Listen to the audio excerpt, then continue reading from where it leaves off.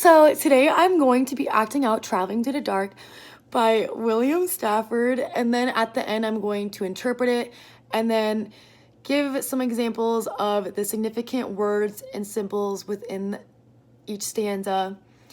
And then also I will explain why I picked it and why I like it. So get excited to see Traveling to the Dark in action. Traveling through the dark, I found a deer dead on the edge of Wilson River Road. It is usually best to roll them into the canyon. That road is narrow, to swerve might make more dead. So the first stanza is pretty self-explanatory. It just describes when William Stafford first saw the deer, and he does give the road a specific name, which is Wilson River Road, which means that it's very important and significant. So he wants the reader to remember that by giving it a name, it makes the reader remember. The road is a huge symbol in this poem.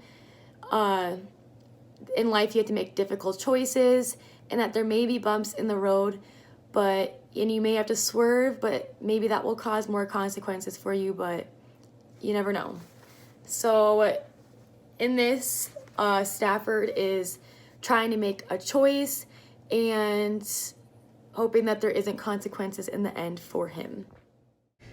By glow of the taillight, I stumbled back of the car and stood by the heap a doe, a recent killing. She had stiffened already, almost cold. I dragged her off. She was large in the belly.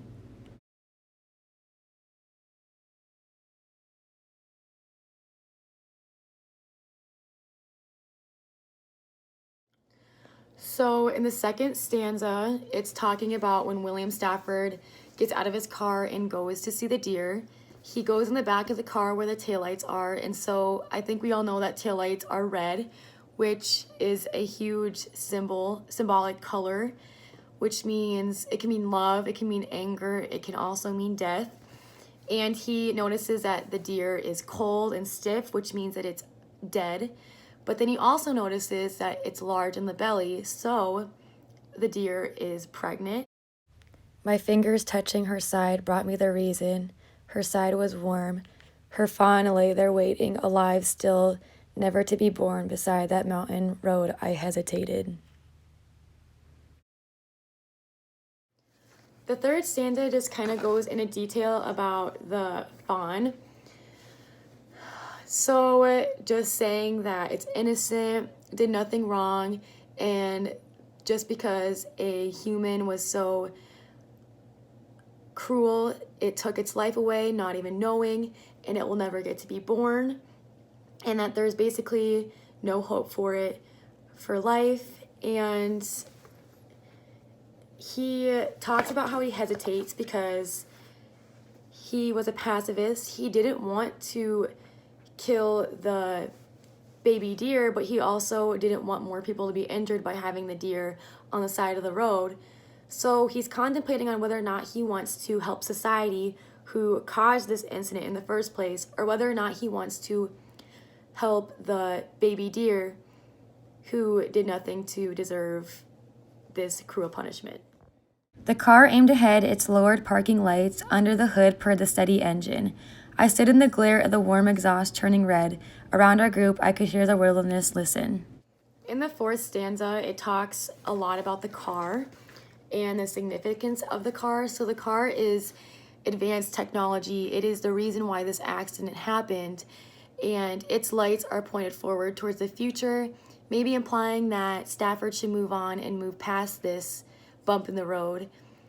They are also lowered, so they could be telling him to focus on what's happening right now and to live in this moment.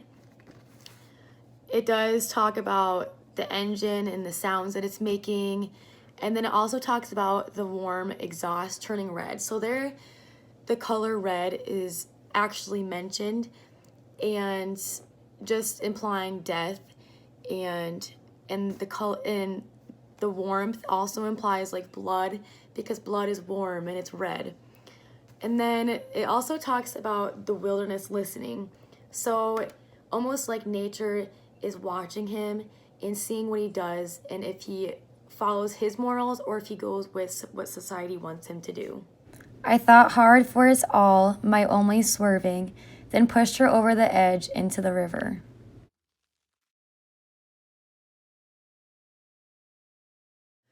So in the last stanza, it says how William was thinking so hard about this decision, he didn't know what to do.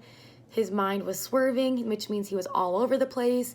He had so many different thoughts going in his head, and he had no idea which one to choose. And then he ended up pushing the deer into the river.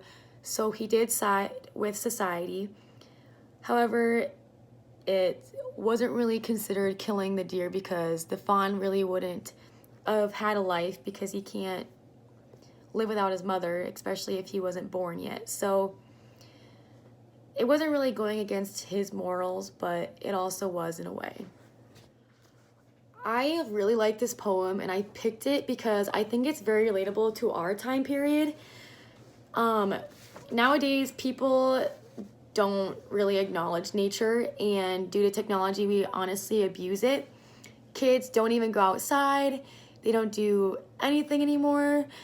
And you know what? When I'm driving on the road, I live in the country, so I see deer all the time. Dead ones. I see dead raccoons. I see dead everything. And I don't think in my head, wow, I should really pull over and, maybe push it in the ditch so that I save someone else. I don't think that. I will be honest, I do not think that. And I don't think many people would get out of their car and go do that. But William did, and he did not want to go against his own morals and push the deer into the river. However, he did to help other people. And I think that we all make decisions based off if it will help other people or if it will please other people. And we go against our own morals and do what other people want us to do. So society won in this poem because William did do what society would have done, and that's push the deer into the river and kill the fawn.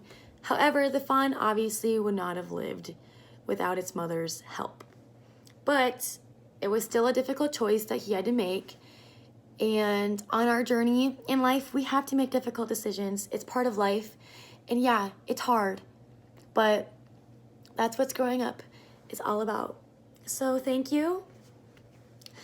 Have a nice day.